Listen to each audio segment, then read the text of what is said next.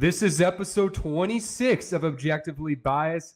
Happy Draft Lottery Days for the people who are watching it on the Draft Lottery Day. This is Wilder Adams alongside John Tortorelli, and today we are going to go all in on the latest things in the playoffs. And in addition, we're going to start out the show by talking about the draft lotteries. So we're going to kind of do it in a way. We'll talk about our favorite Cooper Flagg destinations, and then we're going to do this fun draft where each John and I make a starting lineup from this year's draft class to give everybody a good feel on 10 or so notable names from 5 different positions on this year's draft class in preparation for draft season. And the draft combine is today as well. So there's a lot going on. So John, how's life, my friend?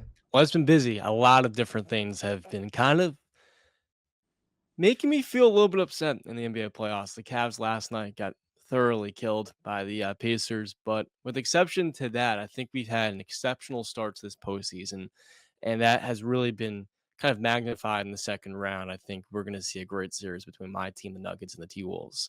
Oh, But yeah. last night was a tough day. My Nuggets lost.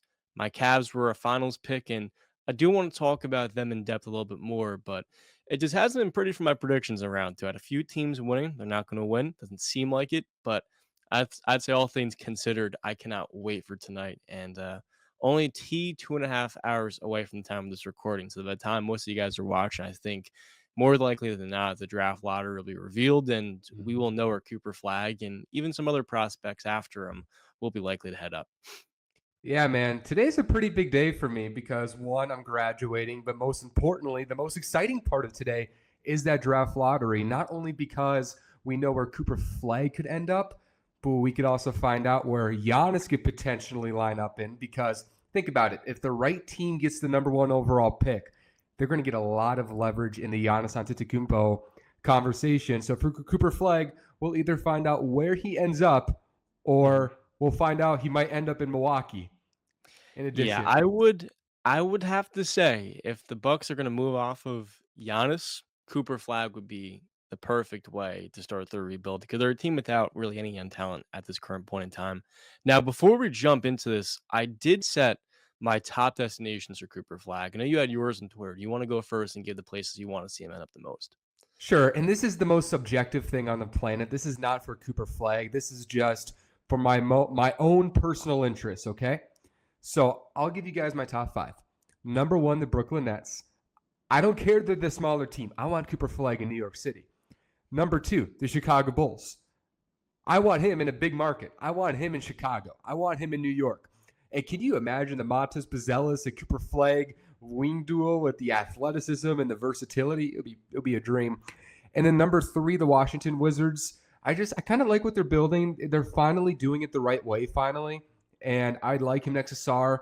I like him next to Koulibaly. Wish there was more offensive talent on this team, but I think he could fit here. Number 4, Philly.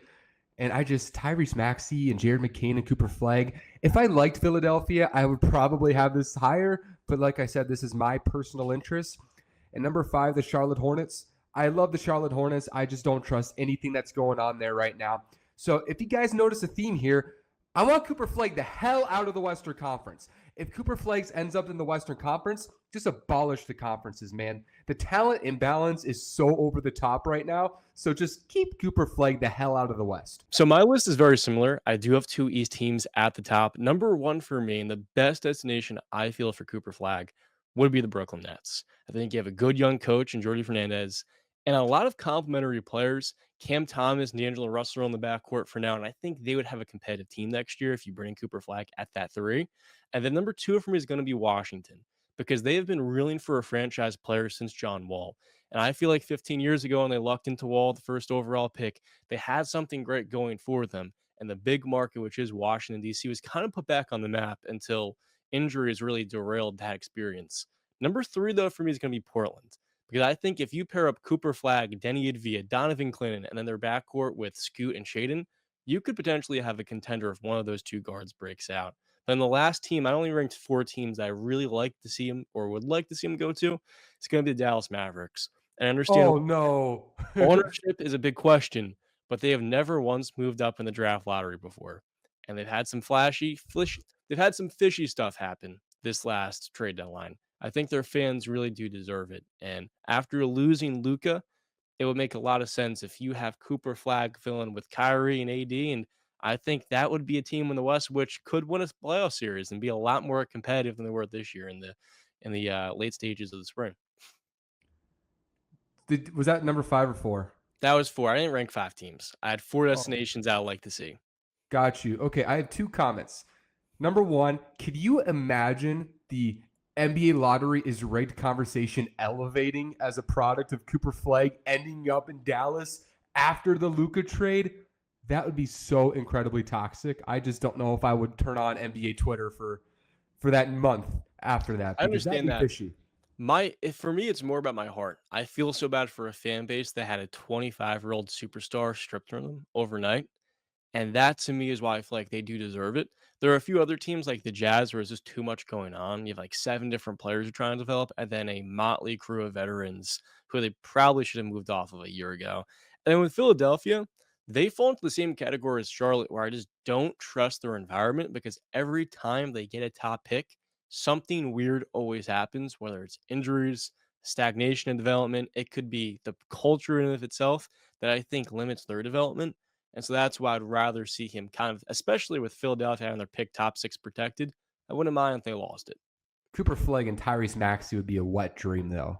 Like, that is a fun pairing for 10 years in the NBA. That's where I'm like, Philly would be kind of cool. And like I said, this is personal interest. The Western Conference for me was a default. But you made a great point about Washington. I'd like to add to that because I might need to raise my Wizards ranking higher because that is the best nickname that you could ever imagine for Cooper Flagg coming into the league. The American flag would be amazing. So that in itself, on top of playing next to Sar and those guys, that'd be incredible. So I That might be like your better than list the main overall. event. Thank you. That might be a better nickname than the main event, but I feel like there's been a lot. Capture the flag was a good kind of dogma for tanking this year for him. So I Mm-hmm. do believe that Cooper Flag can be a superstar. He reminds me a lot of Scottie Pippen. That's a Hall of Famer. I totally agree. Yeah, Cooper Flagg. I think there's some Scottie Pippen. I think there's some LeBron. We've talked about that a couple months ago. Yeah. So he deserves those conversations. And I think this is a good way to transition and talk about these other prospects. So to elaborate on the game I was talking about, we are going to make our own starting 5 of 2025 NBA draft prospects. So it'll be a draft between me and John. I think we're going to go snake draft here. Hmm. And essentially, we're all going to make our starting 5 based on these draft prospects that we think would make the best overall team and also give an overview on some of these top end talents from these various positions. So, all right, John, do you want the first pick? Try to spin a wheel. Sure, let's do it. All right. Would you like to talk for 15 seconds while I try to do this as fast as I can? Sure, yeah. Well, by the Awesome. time many people watch this, we'll know the draft order results. But I'll say this is a very deep draft. I wasn't expecting it to be that deep from just early year conversations, but it's really, really accelerated throughout the year. Like, for example, Walter Clayton wasn't in the conversation to start the year, but Hmm. now that's a really high-end talent. Brashear Fleming is like the perfect modern 4 in the NBA right now. Just hyper explosive, athletic threes. We'll talk about him later. St. Joe's. What'd you say? St. Joe's. St. Joe's, yeah. Definitely an overlooked prospect. Overlooked. He's talented, man. It's a good draft. And I think teams that have multiple draft picks in the top 40, like my Timberwolves, are pretty well set up. You can have the first pick. You sure? Because you landed with the first overall selection before my Wi-Fi cut out. Okay, fine. I'll take the So first you're overall going to be selection. given the first overall pick. You guys can trust me. I'm a man of integrity. Would not lie. James has been awarded the first overall pick and spin the wheel. Awesome. I'm going to go on a limb here and take Cooper Flagg number 1 overall. Best prospect in the draft. So, yeah, not much more elaboration necessary. Very easy way to build out your team because you can put him in so many different roles. Like you said, as a playmaker, reminds me a bit of LeBron James. And he could be a de facto point guard. He can play up. He can play off the ball. So I I do tend to agree. It's a great way to build out your team and start off. Now, my first overall selection, because I got the snake here, I got back-to-back picks, is going to have to be Dylan Harper. My favorite type of prospect are these kind of hybrid combo guards that have size, get downhill consistently, and have a lot of upside as shooters. I feel like Dylan Harper, this today he measured out at about 6'4.5" without shoes, but with shoes, he plays a lot bigger than that, and he feels a lot like your Markelle Fultzes, where they're 6'6", good athletes, play with a lot of power, and they can get to their spots with ease. I think his footwork reminds me a little bit of a Jalen Brunson, but he's 5 or 6 inches taller. And I think that to me is why I believe he's going to be a star in the NBA. Now, my next pick to pair up alongside him, it's tough because I do have really 3 through 5 in my big board kind of all ranked interchangeably between Ace, VJ Edgecombe, and also a player who's kind of grown on me a lot is Trey Johnson as well out of Texas. But I'm going to have my next pick up be, and this would, if I took Ace, it'd be rebuilding Rutgers in this year, VJ Edgecombe. I see a lot of Victor Oladipo in his physical traits. Ironically, it feels like every year there's a new hyper athletic guard that's compared to VO. A few years ago, it's Jane Ivey. This year, it's VJ. But I believe his defensive tenacity, his off ball play, his shooting was solid, made about 34% of his threes. I just love pairing him alongside Dylan Harper in my backcourt. And I think that is a filthy duo in terms of athleticism and frankly, getting to the rim. I love it. Do I get the next two picks now? You do. Awesome. I'm not a aficionado on the snake draft concept, but I will say, I was telling you earlier, my most just innovative thoughts happen in the shower, right? And I was thinking about just Dylan Harper comparisons, and I have a new comparison that I don't think anybody's ever thought of. He reminds me of a less explosive Dwayne Wade. A lot less explosive, but less explosive. And let me give the reasons why. Dwayne Wade was also about 6'4". Dwayne Wade had about a 225-pound frame. Dylan Harper is not far off of that. People do the Cade Cunningham comp for Harper, but I just think Harper is such more talented of a slasher. He was near the top of the nation in drives this year, and he did it 66% at the rim. He's the best slashing prospect since a Ja Morant, and he does it based off of physicality, balance, and control. And Dwayne Wade was the epitome of that. And Dwayne Wade had the explosion to add to it, which is why he was a top 3 player at one point. Yeah. But Dylan Harper has that type of game to him. And I think that sort of like Wade, you kind of wish the jumper was better. Harper shot 30% on long twos, less than 30% from 3. I do think Harper's going to become a better shooter. And he's got around out his game a little bit, but I think the way he likes to score is pretty similar to Dwayne Wade. And I think because he's 6'4", with a 6'10" wingspan, which is officially measured at the combine, 6'6" in shoes, really, he has the tools to be a dynamic two-way player. So Dwayne Wade without hops is another comp I have. That's an interesting one. He's definitely not the same athlete above the rim, but I do see it in the footwork, the change of pace, and that consistent size. The way he's able to leverage it, getting to the foul line 6 times as a true freshman. That's something which is going to translate to the NBA immediately. And I wouldn't compare a prospect to a player at the caliber of James Harden, but when you look at the way in which he scores, I do think it's similar to James, except he could be a better mid-range shooter than Prime Harden because he didn't really focus on that. Now you've got the next pick as well. Who would you like to take? Okay, so I'm But I'm pissed. sorry, you didn't make your fourth overall pick yet, did you? I haven't made it yet. Nope. My I just fault. wanted. No, you're good. I just wanted to go on a Dylan Harper tangent, but so I was pissed because I was going to go VJ Edgecombe for that just hyper intense combo between he and Flagg. Mhm. That's hard. Now I got the next two picks. So my first pick I'm going to make, I'm just going to lean into length here. I'm going to take his teammate Cumlin Malwak.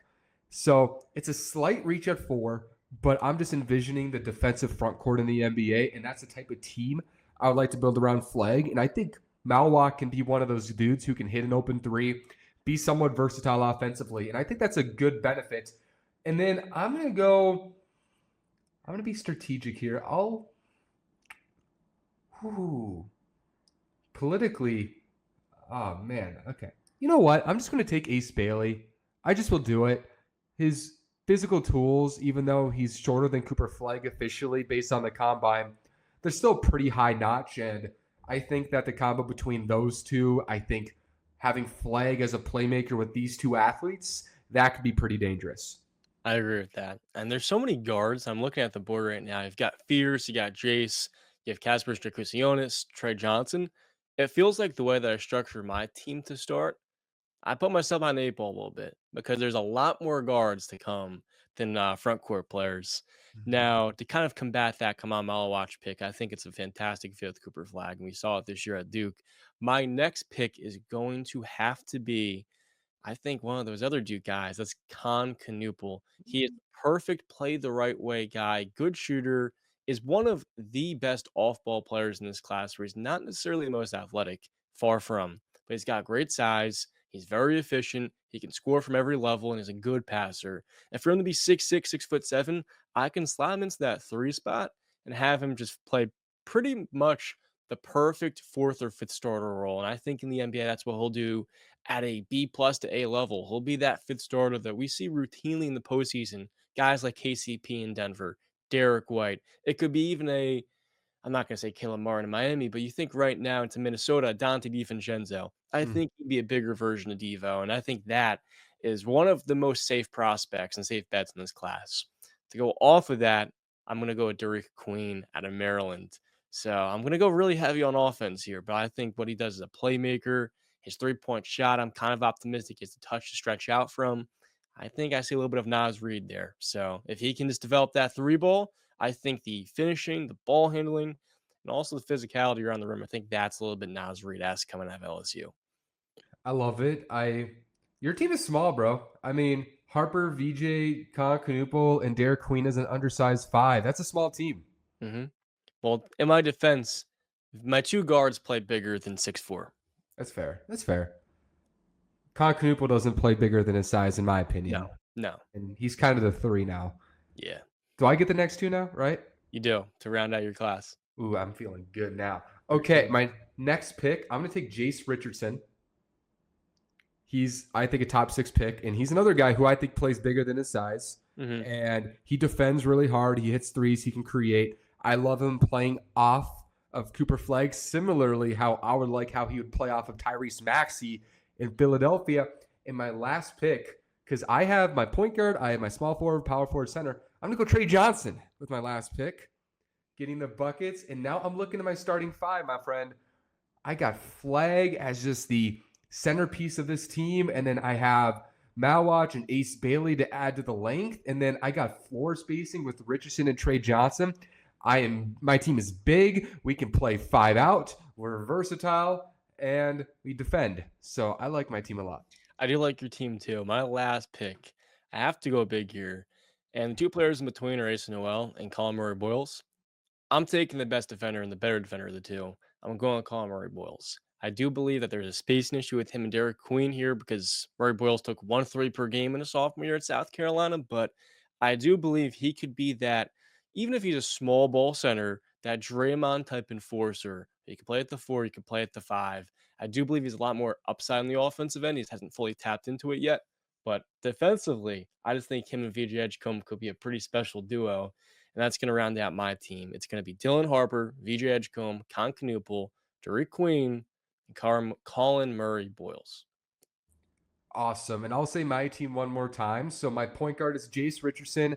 My shooting guard, Trey Johnson. Small forward, Ace Bailey. Power forward, Cooper Flagg. And center, Kamal Malwalk. So everybody listening, who do you think had the better team today? And in 5 years down the road, which team projects to work better long term? We're super curious to see what you guys think. So now that we've done our draft, it's going to be very interesting to see who lands where. We're going to transition now and just talk about the playoffs because a lot of things are happening right now, a lot of unpredicted things. In the Western Conference, we're seeing a lot of injuries right now. In the Eastern Conference, we're seeing a lot of injuries and teams above that we didn't expect, and just a lot of mess right now. But I think the first place to start right now is the Golden State Warriors and Minnesota Timberwolves series. You know, Riv is a lucky man that I couldn't go on that one episode the other week after he picked the Lakers to win that first series. And now he's missing this one because my Timberwolves are ahead of him in this series now. So Riv's a lucky guy that I'm not here, or he's not here this time. So we just need to talk about it. Timberwolves are up 2-1 right now, and the Warriors have had Steph missing, and 2 of the 3 games this series have been pretty shaky for both teams. But Minnesota seems to be in a good position now, especially, unfortunately, with Steph's hamstring injury. What is the Minnesota Timberwolves ceiling, John? I think that's a great question because we're seeing right now just how much the formula they built last season can work. And I think one of the biggest X factors is in the offseason, they traded Karl Anthony Towns for Julius Randle and Dante DiVincenzo. And at the time, it's labeled a poor move in the immediate because Minnesota's trying to clear cap space. I think a lot of people thought they probably got the worst player of the two between Randle and Karl Anthony Towns. Except Julius Randle this postseason has been completely rejuvenated. And this was after missing time in the regular season in a new environment where he's surrounded with more shooters. And the Wolves are activating more of him as a playmaking hub. His decision making, his rebounding, and even his defense have all improved when you put him in an environment where you're surrounded with shooters. Granted, some of them aren't even hitting shots. Dante DiVincenzo is a good example of this. Last postseason, he was excellent for the Knicks. Right now, they really can't count on him at all. And if he's Awful. not making shots, but guys like Ant-Man are, it does amplify what Julius Randle did so well. Whereas with the Knicks, they didn't really have that reliable shooting. No one treated RJ Barrett as a true 40% three-point shooter way back in 2021. But I think when you look at the rebounding and the defensive integrity, the foundation they have, it's completely offset these Warriors role players without Steph. And when you talk about this series, it really hinges on Curry because he's targeting a game 6 return. It's probably the earliest he can come back. But without him, every other role player is going to, with exception of Kuminga, and we'll get to him in a second, has been stretched too much to be asked to be number 2, to be number 3. You look at AirPods, you look at Moody, you look at Quentin Post, all those guys who really improved when Jimmy Butler got there, they haven't been the same. And I think a big part of it is you lose the best shooter of all time in your lineup. You're starting Draymond and Jimmy Butler. Your next best on-ball player right now is Jonathan Kuminga on both ends of the floor.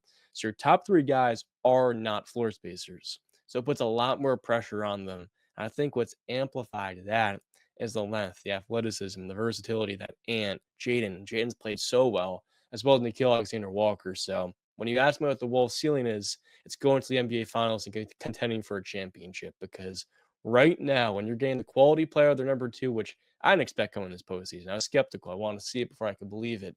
It does seem like there is not a major glaring weakness. Whereas in past years, you could have pointed out something. I feel like right now with Minnesota, it's obvious you're not really playing a team at their best because of injuries, but we saw them in the last round beat the Lakers in 5 games. I had the Lakers winning that series in 7. And I saw after game 1, yeah, maybe this team's not going to be a great matchup because the Wolves do match up well with everybody, whether it's OKC or Boston. John. You made me blush after said Timberwolves and finals in the same sentence. So I want to thank you for that, number one. But I think this is just a great way to highlight. Everybody's got to stop hating on Tim Connolly, man. People have to be patient with that guy because nobody imagined that the Minnesota Timberwolves would trade Karl Anthony Towns or anybody for that matter after making the conference finals. He was daring enough to do so. He receives all the backlash. Everybody's like, why in the hell did you trade for Julius Randle of all people? Dante's good, don't get me wrong, but the Julius Randle part, who cares about the first? People thought that the Timberwolves messed up their title window by trading Cat. And Minnesota said, no, we're trying to extend it while still being good. And it's looking like that's the case because Minnesota has the flexibility now. And it looks like they're a better team than last year's team now. 25-6 in Randle's last 31 games. And you mentioned it. He's really showed up in the playoffs. You compare him and Karl Anthony Towns this postseason.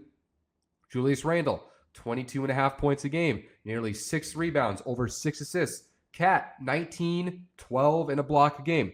Randle's been the more efficient player. Karl Anthony Towns has never played as good in the playoffs as Julius Randle is right now, despite the playoff choker label that Julius Randle received. And he's been the most consistent player for Minnesota in this playoffs. And that's not even mentioning the Dante DiVincenzo part. He can't hit the wide side of a barn right now. He's shooting like 19% from 3 right now. Mm-hmm. It was 19.5% the last time I checked, but then he missed 2 in a row. So he can't shoot right now. But we think that's going to last. We know Dante. He's got a 7-3 game in him pretty soon, which is pretty scary for the Warriors. So Minnesota just seems deeper. Ant's really ascending, even though he had a little rough stretch at the end of the first round, start of the second round. Jaden's playing great. They're the most complete team in the Western Conference outside of OKC right now. Mm-hmm. And I think you go to the conference finals, we're seeing how flustered OKC has been by Denver, and I think Minnesota matches up worse than for them than Denver does. So I don't know. I would pick OKC to win that series, but I could see Minnesota winning that series. And then they're in the finals, and they still have this flexibility and this optionality going into the offseason. Tim Connolly is a genius, and I made a meme about it. And it's like every time he makes a trade, it's the worst trade ever, and then a slow start, and then the team gets really freaking good, but nobody cares. And then in the playoffs, everybody's like, "Holy crap, this team is good. We should apologize to Tim Yeah. Connolly." Tim, So Tim the man. Keep he going. he's a master, dude. I love where this team is going right now. And honestly, this might sound hilarious. The scariest matchup for Minnesota in the entire league right now is the Indiana Pacers. So Yeah, that's not a terrible take with the pace they play at. no, And we let's saw take the a deep breath. Pacers last night play a nearly flawless first half, winning by 41 by the second half. But I feel like with Minnesota, a good point to highlight Julius Randle in this 3-game series, 10 assists and only 3 turnovers a game. And I felt like in New York, a big issue was, of course, when you put a lot of pressure on him as number one, his first series versus the Hawks, he was averaging 5 turnovers per game. And he has nearly cut that in a half with Minnesota, even when the shots aren't going. He's making 31% of his threes in 8 postseason games. That playmaking was always what he did best in New York. And I felt like last game he posted triple double, 10 rebounds. When you're getting him to win on the glass as well, that's where he becomes an even bigger difference maker. And you can start to see his game starting to rise more consistently. It feels like a I didn't necessarily expect this. I want again, it was so dreadful at the Knicks. It was hard for me to see Julius Randle being a playoff riser. But if he can sustain this for an entire playoff run, it changes the entire perception of a former All NBA player. And I think that's where the Wolves' ceiling is kind of unlocked, having him in the middle. Because ironically, their clutch play has only gotten better since then. So I feel like that Indiana series would be a tough one. But I feel like with like you highlight with the Thunder, right now between the Thunder and T Wolves, Minnesota is the better clutch team. Now, I do want to say the one player that I'm expecting a little bit more from along with Devo, it would have to be I feel like Nas Ruiz gonna have an even better series. He's shooting 50% from 3. I'm expecting him to continue playing even better off this as well. When you talk about Mhm. Minnesota, I think the thing we overlook most is the fact that you have Randall, you have Gobert, but then Nas Ruiz is your 6th man. And with what he brings offensively, it's kind of a nonstop group in the front court where no teams can quite match it. I feel like in the next round, you could see him leaving bigger imprint than he is right now. I just hope to God that Minnesota finds a way to have Nas Reed and Julius Randle back on the roster next year. I think that's what they're going to go for because, like, Nikhil Alexander Walker is a good player, but he is such an absent offensive player in this postseason. And unfortunately for Nikhil, he's a very replaceable archetype. Minnesota has Jalen Clark and Terrence Shannon Jr. in the farmhouse right now. They could just bring those guys in next year. You can't replace a Nas Reed skill set. You can't replace a Julius Randle skill set, which I can't believe I'm saying right now with the crazy stuff I said 3 months ago. I said Nas Reed was a better player 3 months ago. That was a stupid comment. So we're seeing Randle really establish himself as a good complementary Robin Anthony Edwards, which I never saw coming after the first 3 months. I was hopeful the first couple months, but I think this is a good way to transition to Indiana since they're Yeah. Minnesota's biggest threat. So let's talk about the Cavs series because I'm not going to lie. Midway through the second quarter yesterday, John, I fell asleep. It was like 68 to like what was it? It was almost a 30-point game at halftime, A lot to a little. and I just 41 passed point out. game at half. 41-point game at halftime. I was Yep. sleeping. I was sleeping at that time. I literally fell asleep on the couch in response to that game. It was brutal, and Indiana has arguably been the most impressive team this postseason so far with the way they've been killing Cleveland, the way they showed up round one. They've just been unbelievable. So, John, I need to ask you, is Indiana a legitimate contender? I would think without a doubt, when you watch them right now versus the Cavaliers, there's kind of a realization within the entire NBA that Indiana's postseason run last year was not a fluke. Much like Minnesota, these are two younger teams that are on the verge, on the cusp of a second straight conference finals appearance. And when I look at this series, it's twofold. On one side, and I'm going to talk about the Cavaliers afterwards, I want to focus on Indiana first. Mm-hmm. Pacers team plays with the best pace in the NBA. And when you put alongside Tyrese Halliburton this level of shot making, which in the regular season it's good, in the postseason it is great. You look at Aaron Nesmith and Andrew Nemhard, who in the regular season were, especially in Nesmith's case, he was a 43% 3-point shooter. This postseason, he's at 53%, averaging 15 a game. And that's the Pacers' fifth starter. And when you combine that with Andrew Nemhard on the ball, who's one of the best playmakers, one of the toughest shot makers, and one of the best defenders at the guard position, they have done a perfect job of building around Tyrese Halliburton's skill set. You have Miles Turner and Pascal Siakam, who last night could not miss from downtown. Like you highlighted, when he fell asleep, the Pacers they went on 19-2 run. So a 20-point lead became a 41-point lead, and their defense has only gotten better as well.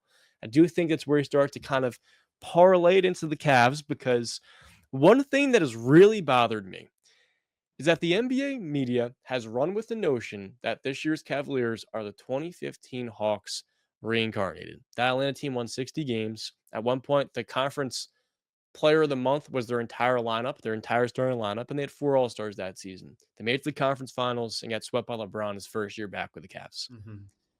The difference with this Cavalier team is that half their lineup is hurt. And before game 2 could even start, they were missing not only Darius Garland and Evan Mobley, their most indispensable player, but DeAndre Hunter, who was a six-man of the year candidate. Hunter has not looked at all like himself this series, playing with a sprained thumb in his shooting hand.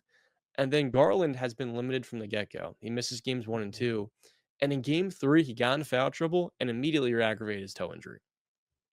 And lastly, part of what made Evan Mobley the defensive player of the year was his fluidity, and he's battling through an ankle injury right now. And to make matters even worse, their best player in Donovan Mitchell suffers an ankle injury last night. So I get it. The Pacers have thoroughly rinsed them in the series. They are the better team right now. But I do believe if the Cavaliers had a healthy playoff run, they would have won this series. Mhm. Indiana's up 3-1. I think it goes to 6 games, and the Cavs can win game 5. With the state of this team from a health perspective, I don't think they have a chance to push this to game 7. The thing that bothers me so much is how people think it's a one-on-one comparison when in reality, this Cleveland team has not had an opportunity with their full group healthy going into a postseason since 2017, 2016. And the notion that they're frauds because they're a great regular season team this season that couldn't get it done, I think it's overlooking the most foundational component of a playoff run. That's having your team healthy. So, and if I could say one more thing, this series should be 2-2 right now because in game 2, the Cavs were winning and before Tyrese Halliburton's game winner, the NBA and the officials missed an Yeah. obvious lane violation call. And in the 2-minute Mhm. report, the last 2-minute report, they cite it as multiple players clearing, when in reality, no. Donovan Mitchell is only clearing it before the shot hits the rim because I think it was Mathurin was crossing the lane beforehand. I think that in and of itself costed the Cavaliers a game. And it's why this series is going to have a way worse climax than what it should have had. I think you're totally right on this. It's way too far to say that the Cavaliers are the 2015 Atlanta Hawks, but I do believe there's a spectrum on things, and I think we can bridge the reality together. The Cleveland Cavaliers are a regular season team to an extent. And the reason why I say this isn't because if they're fully healthy, they're capable of going on a deep run. I truly believe they are. The question is, did they build a durable roster? And you look at this Cleveland Cavaliers team. Donovan Mitchell is the centerpiece, and he's incredible. And he's a fairly durable player. He's definitely not injury prone necessarily, right? He's battling something right now. But at the end of the day, he's getting into his upper 20s soon, right? He's a 6'1" guard without shoes who's hyper powerful, hyper explosive. We will see how that ages, right? We'll see how that ages. Darius Garland, no question, is injury prone. He's been in and out of the lineup his entire career. He's just not a very durable player. He's a small guy. And it's hard to be a small guy and take the hits and the stamina and the energy that it takes to be a small guard in the NBA, right? So his durability scares me. DeAndre Hunter, he's always been pretty up and down with injuries. So I'm looking at this Cavs team. That's 3 of your top 5 guys. I'm like, maybe they're not going to be consistently durable here on out. Evan Mobley battles stuff sometimes. He's not injury prone. I wouldn't go far. He's not injury prone by any stretch of the imagination. Cleveland is being either they're struggling with the injuries, right?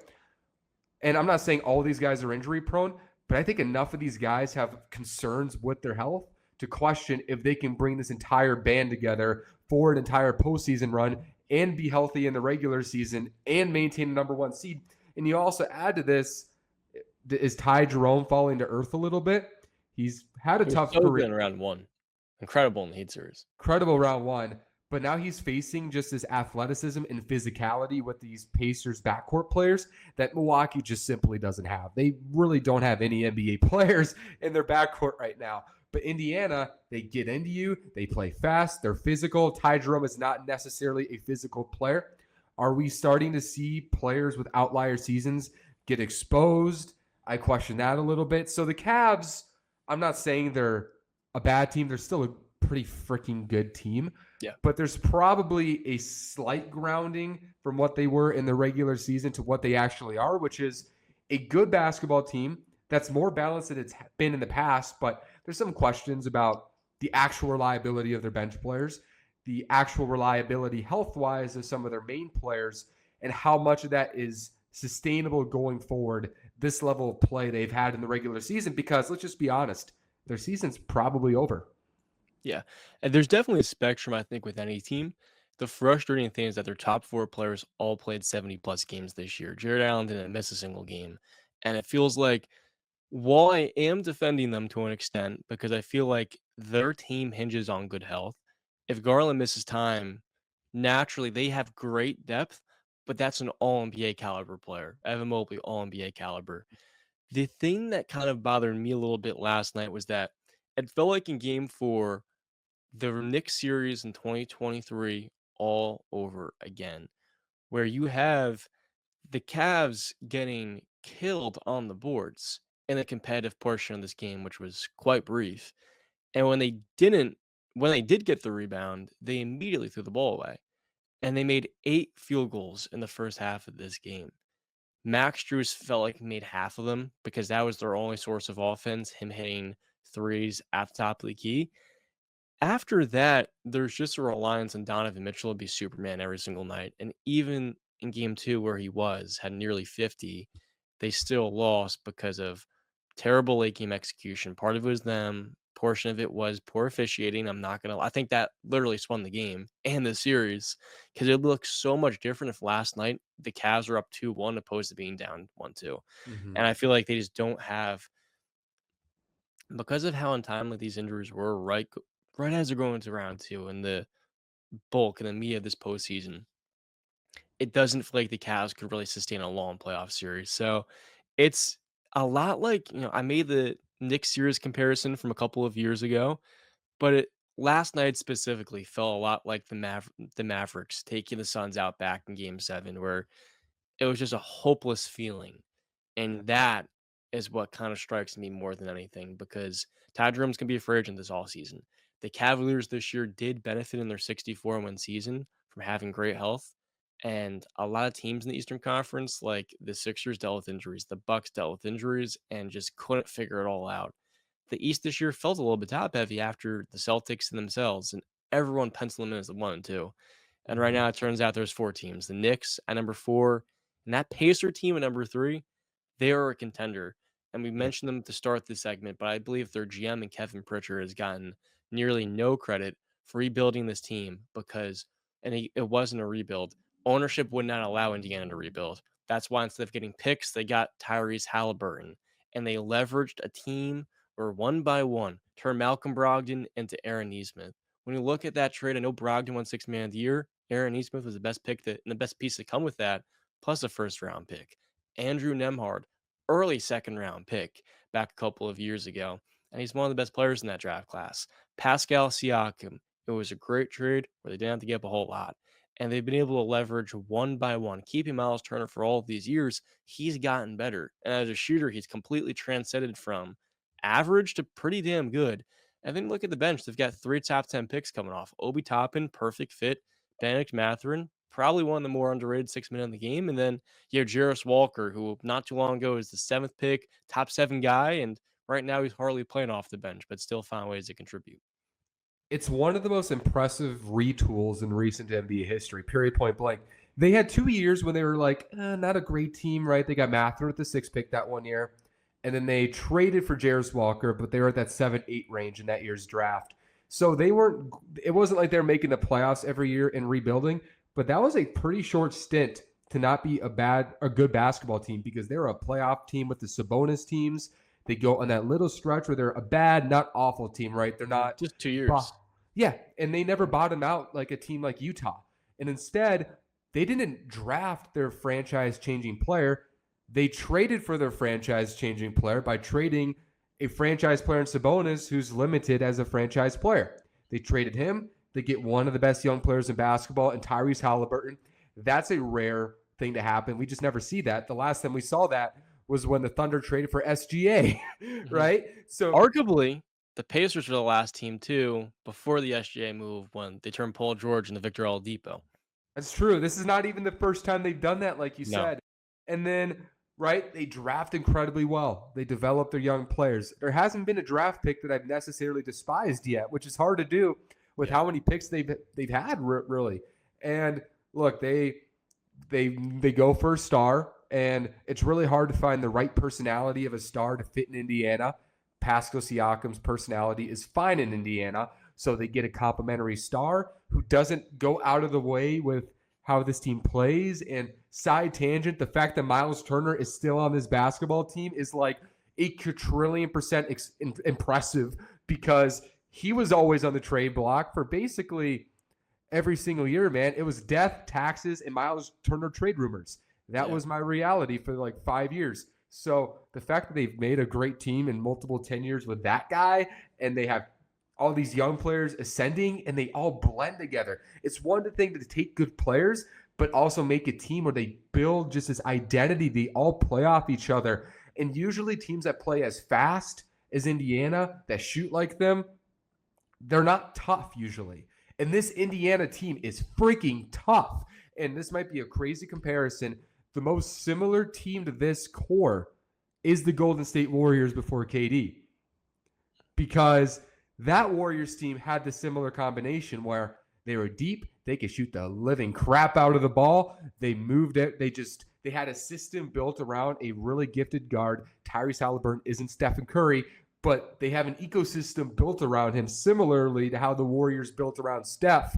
And they're still this incredibly tough, culturally oriented team. It's sort of similar to that Warriors team before that KD team and etc. So Mhm. Indiana's rebuild is incredibly impressive. I just compared them to the Warriors. I yeah, and it says a lot because 'cause they're in a small market too. I think we tend to forget they can't add players in free agency for the most part because not many players are vying Indiana.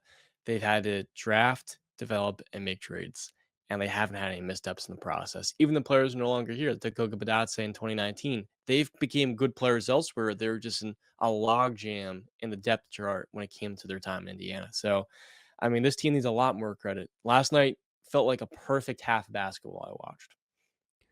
And also, nice thing about Goga Batatse, I wanted that dude to become like a Hall of Famer because of that picture of him with Zion Williamson. Yeah. Could you imagine if Batatse became like the next Dirk?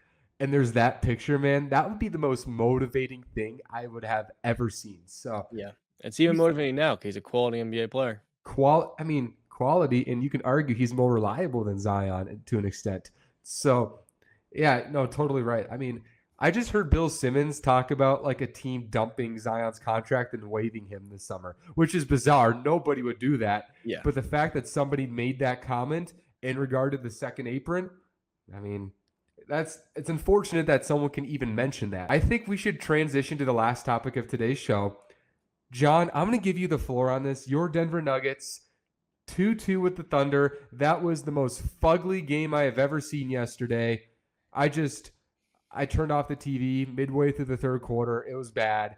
So John, I'll give you the floor on this. Yeah. Last night's game was one of the worst offensive performances I've ever seen. In the great year 2025, both teams shot 3 of 22 from the field, from three, excuse me. The thing for the Nuggets was last night they missed a golden opportunity at home. You're up 2-1.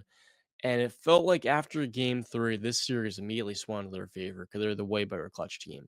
And if the Nuggets could just keep games within arm's reach, it seemed like they were going to outduel the Thunder with the way that Shea was playing and just how much the Thunder were depending on isolation ball. And I think Mark Dagnall's coached a poor series, all things considered, as well. And last night in game 4, for as bad as these two teams shot for the entirety of the game, I want to correct myself. In the first half, both teams shot 3 of 22 from 3. The issue for Denver was that, and we've seen this throughout this entire series, and we saw it in times last series as well against Ivica Zubac. Nikola Jokic does not look like himself at all on the offensive end. And the Thunder have put so much pressure on him in the paint, locking on him. In game 3, it worked out quite well, where he plays poorly on the offensive side, but Aaron Gordon, MPJ, and Jamal Murray all step up. Last night was the inverse effect of that, and I think a good example of why is Michael Porter Jr. is playing through a shoulder injury, goes 1 of 7 from 3. Night to night, you don't know what you're getting, and when he is not playing well, Russell Westbrook has to close games. He fouls out last night, was 2 of 12 from the field, his worst game this postseason, a negative 20 in 26 minutes. The Nuggets need one of those two players to play well for them to win playoff games. And when neither of them are providing at all, Porter Jr. is a plus 15 is 34 minutes. Just could not hit a shot. He's doing what he could on the glass. I think it's admirable the fact he's putting off surgery to put his body on the line right now. Gives me a little bit of Robert Williams vibes in Boston, except to a lesser degree, because Time Lord practically, I think he sacrificed his career for that finals run. And then after the Nuggets' poor shooting, they missed their first 14 threes in this game, but they lost by 5 points. In the second half, they missed 7 free throws. I felt like they've been beating themselves in so many games at the foul line, where it's one of the most simple parts of the game. And to build off of all of that, I think they should play Peyton Watson more, only 8 minutes last night, because they need his energy. And especially when no one's hitting shots to begin with, went 11 of 45. I think he could only be more of a positive if he's getting an extended run. So I feel like with Jokic, it's his efficiency from inside the arc, but then after his 3 point, and maybe I jinxed him, I went on Pick a Side and I said he feels like he's closer to the 2023 version of Jokic because he's defending better and he's hitting his threes in the first round, made 40+% of his threes. But so far in this Thunder series, by God, has he been terrible from 3 point land. 4 of 22. Game 3 goes 0 of 10, and they still won. 18%.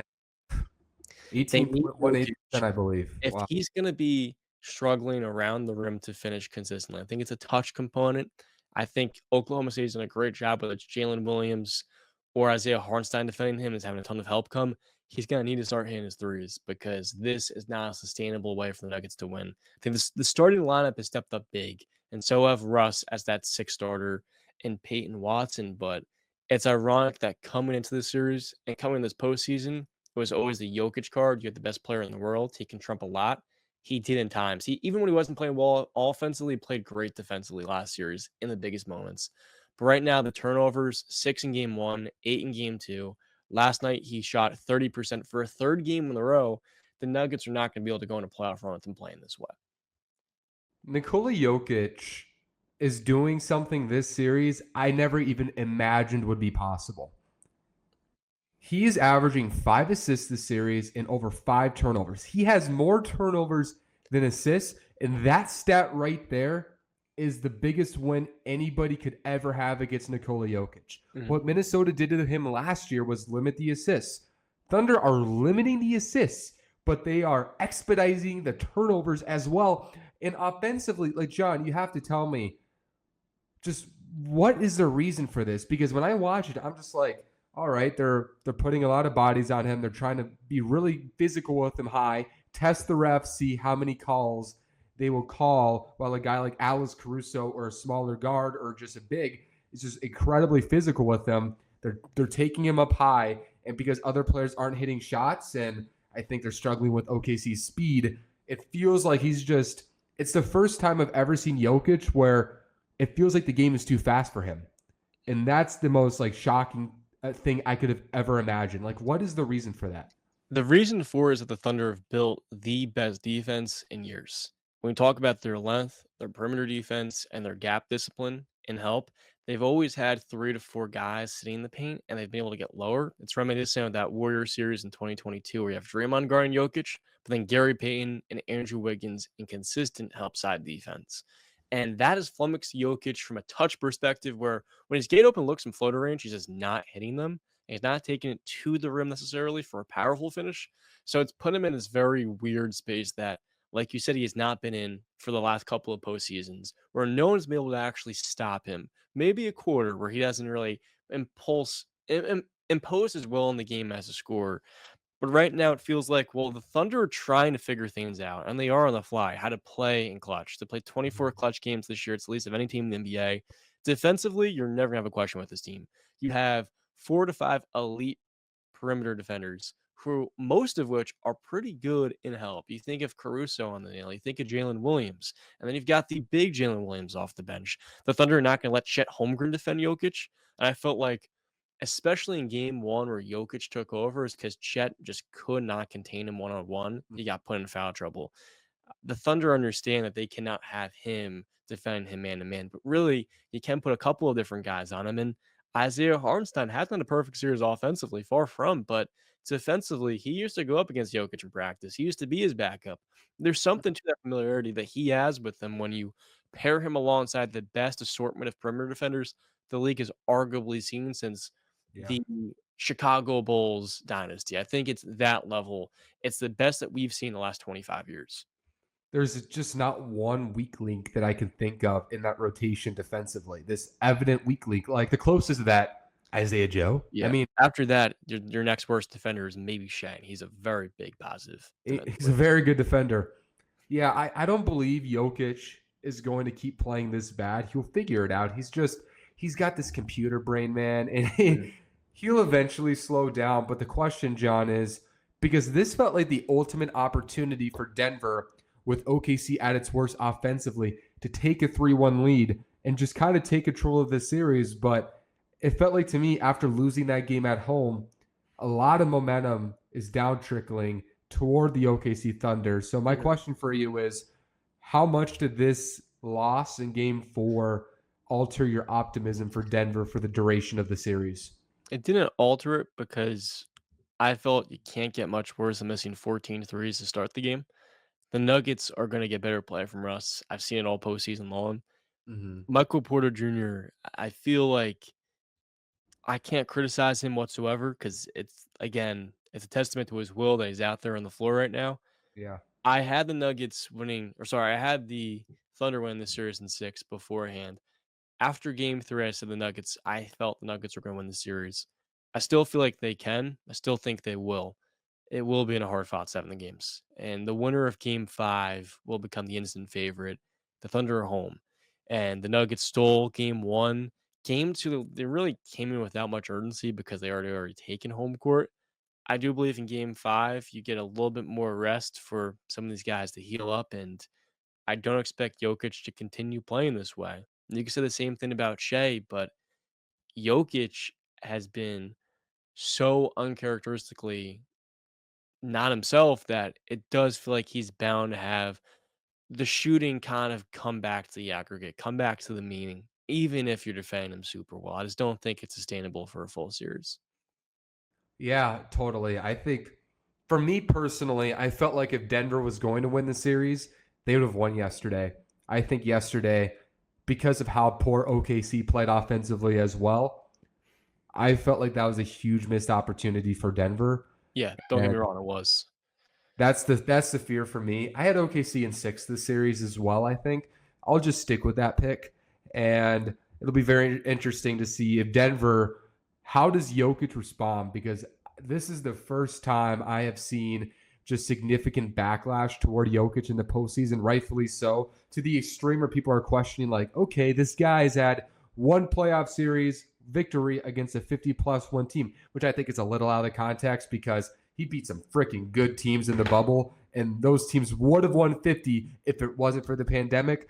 But we're seeing those comments and just talking about his limitations offensively when you have all this length and all this stuff you could throw at him, even though OKC is really the only team that can do that. But it'll be very interesting to see how the series goes. And John, You're a busy guy. I have a somewhat busy night. I have You're a busy graduation guy. tonight. Graduation tonight, so I gotta steam my dress shirt because I haven't done that yet. But John, it's been a long time. We've not recorded in a couple weeks, but we're back and rolling. So thank you so much, everybody, for watching. And John, it's always good to see you, my friend. Likewise, great recording today. A little bit different, new background, a change of scenery for me as well. So it's been a hectic last couple of weeks, and it's inconvenient that's been right at the start of the postseason for me. It feels like that has kind of all set the schedule. But today we finally got back on track, and I'm excited to get back at it and looking forward to what the rest of this postseason holds. 1,000%. And this is maybe the last time you guys will see this background as well, because I'm moving in the next week or two. And you guys will see. I can't give too many details right now, but you'll find out what's going on. There's going to be a much cooler studio in the near future. So stay tuned for that.